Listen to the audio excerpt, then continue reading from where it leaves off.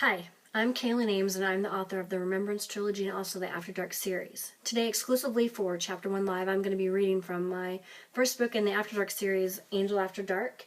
And I'm not going to start at the very front of the chapter, so I'm going to set it up for you a little bit. Angel is a criminal profiler. She's a clinical psychologist who moonlights one night a week as a radio show host for a relationship show. And one night, after a particularly disgruntled woman calls into the show, she is talking with her producer Darian inside the studio. Guess I can't see up close. Okay. As the commercials played, Darian sat in silence. "What are those faces about?" Angel asked. I think I know her. And if that's who I think it is, she's not telling the whole story." His expression filled with disgust. Angel smiled at him. "There usually are two sides to everything, but I'm at a disadvantage here. I only get to hear one." "In this case, that is too true. She's dating my best friend, and he's going to be so pissed when he finds out she called into the show.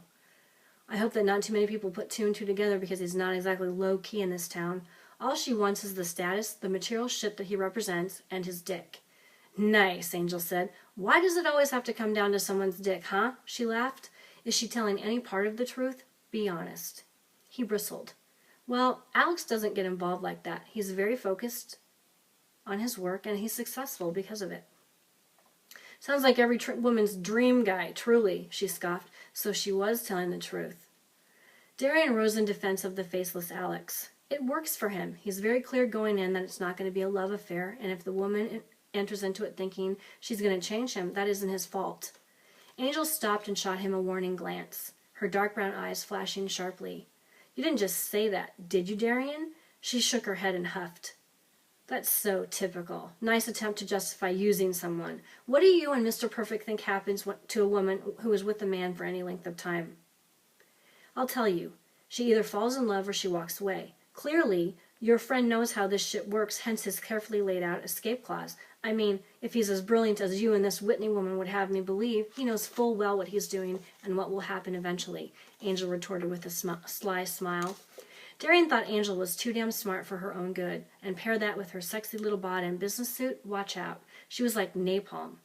"No, Whitney isn't in love. She's a greedy bitch, and I think Alex may pick them based on that particular feature, because he has the means to fulfill that need. His relationships are all about convenience. They're consenting adults that both get something they need from the other." "Keep telling yourself that, Hans Christian Andersen. Maybe if you repeat it enough, your little fairy tale will become reality. In anything beyond a fling, someone falls in love, and if the other doesn't feel the same way or acknowledge it, it's a big pain fest. It's not some cataclysmic secret of the universe. It's a big duh. Your friend wants someone who needs him financially because it gives him all of the control." Darian really couldn't argue her point, and he didn't want to. Alex did like to keep control of everything. "What about you? Do you have a man? You're a very beautiful woman, Angel." "Are you kidding, right? The guy would have to be wow." Darian huffed and put off the thought that this woman he'd placed on a pedestal would be lowered to the level of the nefarious and money-grubbing Whitney. Angel's eyebrows shot up at his expression, and she put a hand up. "Hold up. Not necessarily in looks, but certainly in character. I'm not saying I'm against having a relationship, but after listening to all this crap, I know what I want and what I will accept. My boundaries are firmly established, and I have no problem walking if my needs aren't met.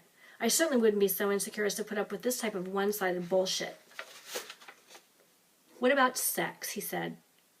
His dark gaze settled on her face, and his eyes narrowed. She knew that look. She'd seen it many times before. It was the predator sizing up the prey, trying to figure out if the kill was worth the chase. "I'm not sure this is an appropriate convo to be having with my producer, but since this show is what it is, I'll answer. Sex is sex," she shrugged. "I'm not a prude. Physical release is part of being healthy on many levels. Men aren't the only ones who can leave emotion at the door for some good old-fashioned bump and grind." She bit her lip, trying to hide a smile at the shocked look on his face. "When I need it. I have options," she said. Darian opened and shut his mouth again. "Good. Serves you right, asshole," she thought. "Not all women can handle that. Some can. Generally speaking, it's like I said. Short-term is okay, with no strings attached, but that's it." "What an intriguing image, Angel. Thank you," Darian answered cautiously. "Well, don't get too excited, boss. You'll be disappointed." Darian doubted that he would. In fact, if he weren't careful, his imagination was going to give him a very tangible problem, so he decided it was time to change the subject. I've got the promo images back. They look hot. The phones will be ringing off the hook next week. Listen, I have to get back to work, you know. My boss will have my ass if I screw things up. He was pulling out his cell phone and leaving the sound booth. You do that. Do you have it from here? I'd like to go meet my boys. Another boys' night aficionado? She asked. Darian nodded. It's not too late, or it's sort of late, but go ahead. Angel waved him out and glanced at the clock. Only 5 minutes to go. It's Friday night, Angel. It's Chicago. The clubs are open until 4 in the morning. You should really get out more. Darian said as he closed the door behind him. I'd like to dedicate Between the Lines by Sarah Bareilles to Celeste and all of you who have realized that the truth has been staring you straight in the face, but you just didn't want to see it. We've all done it at one time or another, but we need to learn from our experiences. Angel drew in a deep breath and queued up the song. It's important to take care of yourself because ultimately, it comes down to you. Thanks for all of your calls and dedications. This is Angel After Dark on KKIS 105.4 FM. I'll see you next week. Peace and love. That was just a little bit of the first chapter of Angel After Dark, and I hope you'll give Alex and Angel a chance. I'm writing the third book in the series, Promises After Dark, that should come out sometime in November, and I'm also writing the prequel to the Remembrance trilogy, which is Ryan and Julia's story, and it should come out around Christmas time. Thanks so much for listening.